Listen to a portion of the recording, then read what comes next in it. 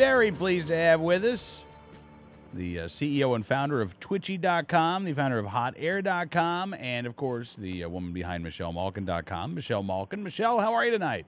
Good. How are you, Cam? I'm very good, although I got to tell you, I'm a little disturbed. I know that you've talked about Mona's meltdown on the New York City subway system. This is crazy, Michelle. Yeah, it is. But these unhinged journos are really showing their true colors. You know, we've been through this so many times. The old guard of the conservative blogosphere and old new media, I guess you'd call us now. We witnessed the same kind of nuttiness in 2000, 2004, 2006, 2008, 2010. But I think our ability, and I've talked about this many times, but I never tire of pointing it out, our ability to illuminate it has become so much more efficient than it used to be. And the reach that we all have now compared to past elections, I think, is really an empowering thing. This woman, Mona El-Tahawi, is right now, continuing to go nuts on her Twitter feed, and her foul mouth and her bigotry are there for everyone to see it. And, of course, we can talk about it now. We can continue to monitor and blog about it extensively, and ultimately these people are going to hang themselves. You know, I'm just curious, Michelle, do you think that Mona and folks like her, I mean, look, clearly they believe if they see something in a subway station that they find offensive or hateful or whatever, that they can vandalize it with spray paint. You know, look, you get a lot of people who dislike you, who tweet at you. Do you think that Mona and her ilk, Michelle, would say it's now appropriate for people to like go into a bookstore or a library and start defacing books by authors that written that folks may disagree with? I'm sure they wouldn't oppose it. And, in the past, I have had so-called free speech progressives advocate for yanking my books off the shelf. So their hypocrisy is always simmering underneath the surface when it comes to their fair weather advocacy of free speech. I think that the danger, of course, is that these people continue to be viewed as the champions of civility and tolerance while they're undermining and sabotaging at the same time. She truly believes that she is the victim in all of this, and it's her free speech that's being suppressed. And she is categorizing her illegal vandalism as an act of free speech. I think that's what's absurd. And, of course, as we pointed out on Twitchy this evening, our team pointed out, this woman is being retweeted and championed by the official Twitter account of the Muslim Brotherhood, and she's proud of it. Wow. Yeah. Well, topsy-turvy world, Michelle. Look, more example of this bizarro world that we live in. Yeah. Last night, the story broke of, the huge story broke of Paul Ryan going shopping for, some hunting gear for his daughter. And, again, the left started wigging out. You, on Twitter, mentioned that you took your 12-year-old shooting over the summer. And, again, Michelle, you were apparently all of a sudden the worst mother in the world. Oh, yeah. I've been blamed for, and, we all have, everyone who's brave enough and audacious enough to come out in support of the Second Amendment and come out openly and say, yes, I believe in the individual rights of ours, has been blamed for every last random shooting in this country. And, of course, that all fizzled up and bubbled up again last night. But we've noticed a trend, and if you search on Twitch, you'll see that the anti-gun and particularly the anti-hunting animus and hostility on Twitter is really something to behold. And I think what was fascinating about last night, after one of our team members did the initial post on the backlash against Paul Ryan, is that there was a backlash to the backlash. And again, it really underscored this theme of empowering ordinary people to speak truth to liberal unhingedness. And, once I tweeted my little tweet about taking my daughter to the gun range, all of these parents stepped up, and I know you hear from them every day, and these are the ones that you speak for, but here they were, tweeting pictures proudly of their kids taking shooting lessons, going hunting. And I think what I found most striking was the dads who were so proud of their girls, just like Paul Ryan was of his daughter, in the bonding experience that it is, and the purely American tradition that this represents. Well, absolutely. And Michelle, you talk about that pushback. Whoop, I think we might have lost Michelle. We'll get Michelle Malkin back on the program here momentarily.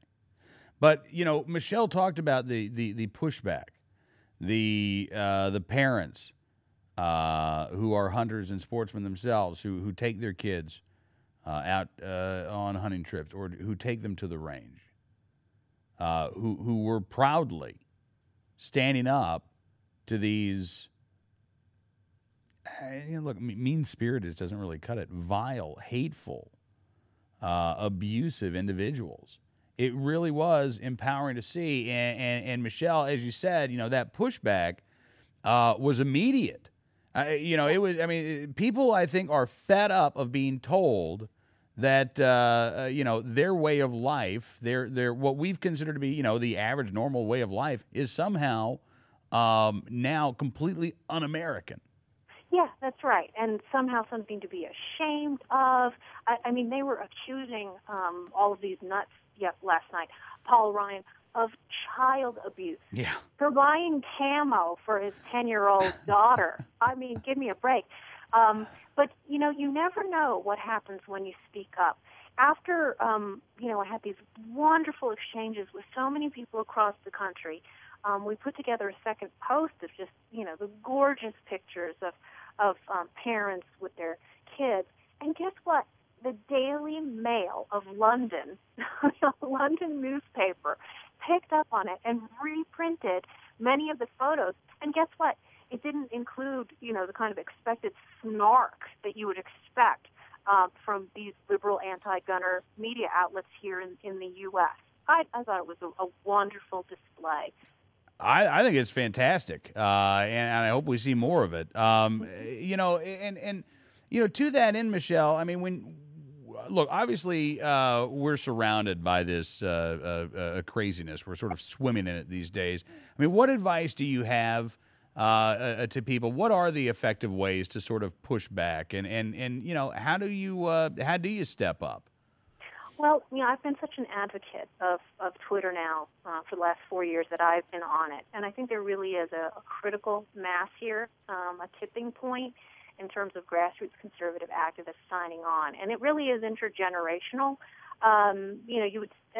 There's a huge influential demographic, people who are inspired largely by Andrew Breitbart, whose spirit on Twitter really is irreplaceable. But he ignited so many people after his untimely death to just get up and do something, and it was that sense of being in your face and being able to challenge power directly and just get rid of all of these hierarchical barriers that inspired a lot of the younger generation of conservative activists. But you also have a lot of senior citizens now who understand the power of this medium. It takes a little while to get used to, and we have a wonderful guide that one of our original Twitchy team members put together. It's called The Granny's Guide to Twitter, and you can find it on the About section of our website. Just scroll to the bottom. And it gives a huge crash course in just all of the regular language and etiquette and just getting used to what's going on, because it can be overwhelming once you sign on to it. And then just sharing those links and being a part of the conversation, and really providing this leverage that we've never had before. I was inspired. There was a great profile of a conservative activist in North Carolina just a couple of days ago that somebody tweeted out. And it was of a woman who had become active. I think her name was Claire Mahoney, over the last election cycle. And she just had a great little simple quote that said, "This isn't the time to be shy." And coming from someone, and this is coming from somebody who was just almost paralyzingly shy when she was a child. That's me. Failing speech classes. You? Yes. because I just I could not open my mouth. All these eyes were riveted on me. And you get to a turning point in your life, and for me it was college, when you realize that if you don't speak for yourself, no one else will. And, I'm sure you hear this a lot from your listeners, too, or you hear the sentiment. And people are just frustrated. They get angry at the Romney campaign or GOP leaders. They're not doing the right things or saying the right things. Well, you can, and you can broadcast it to the world, and you never know when it's going to make a difference. Yeah. No, you're exactly right, Michelle. And, I think every day that message of empowerment really is making a difference. And we are fighting back. I mean, you talked about how bad the media was in 2000 and 2004 and 2006, 2008, 2010. I mean, to me, they have lost their minds this time around. I think they've decided all in for the reelection of Barack Obama. But we, the people, we're the pushback. We're not just the consumers of information anymore. We are the distributors of information, just like the big boys. And if we, as you say, if we get active, we can make that difference. Absolutely. I would say, and then of course this is coming up soon, so it's been pressing on my mind, that one of the last institutions, last bastions that really hasn't fallen yet are these rigged presidential debates.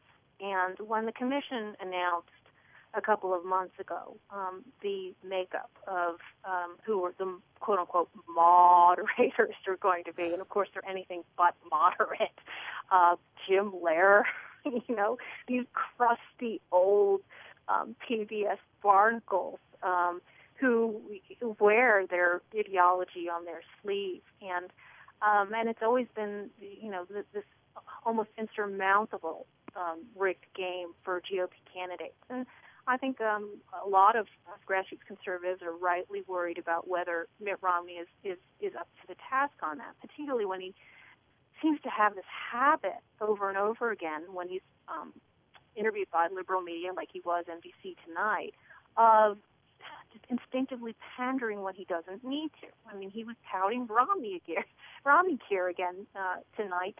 Just less than a week out from the first debate, and liberals are already seizing on that.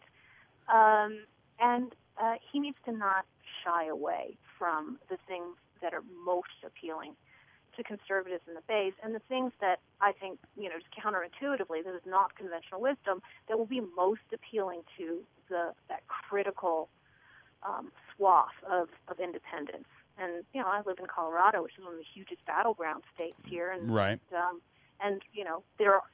It's small business owners and women and military and gun owners and people who live in a fairly purple state that don't want to hear Barack Obama redux coming out of the GOP presidential candidate's mouth. Talking with Michelle Malkin. And Michelle, again, I really appreciate you coming on the program. I hope we can do it again soon. And just your thoughts right now before we let you go, if you don't mind, on where things stand in Colorado. As you said, it is one of the battleground states. Obviously, the Obama campaign has been acting like they've got Colorado in the bag. Do you think that it is still up for grabs? It is up for grabs. The most recent Denver Post poll showed it very close. And, of course, we always have to discount these polls and all the talk about the sampling problems, et cetera, et cetera. But Barack Obama has basically taken up secondary residence here. I mean, and he does not have the same kind of lead as he did in 2008. And Romney and Ryan are really fighting for it. Ryan was here in Colorado Springs today, and Romney was here in Pueblo, I think, just last week. I think the female vote here is very important, and I don't want to see what happened in 2010 to a great Senate Republican candidate, Ken Buck, happen to Mitt Romney, and that is being outspent and propagandized by these feminists who continue to run these really demagogic ads. But, women are not that stupid. I think they're banking on women swallowing all of the same old tired feminist canards, and it's just not going to work anymore. And it certainly doesn't help when you've got these dancing reproductive organ puppets from from Pink, representing the sane liberal faction of women. Yeah. I think it's really going to alienate them, and but they got to fight. They got to fight hard for it here. All right. Well, Michelle, thanks again for your time. Hope we can do it again soon. You bet. Thanks a lot, Kim. You keep up the great work.